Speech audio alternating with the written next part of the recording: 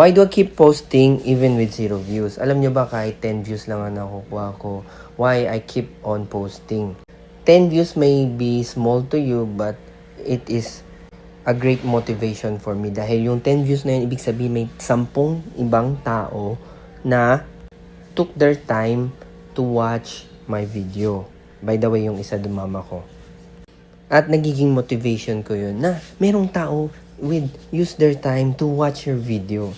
So kaya dyan, whether small creator man kayo or nagsisimula pa kayo, huwag kayong mahihiya, huwag kayong ma-demotivate. Araw-araw, consistency, discipline, araw-araw mag-post lang kayo.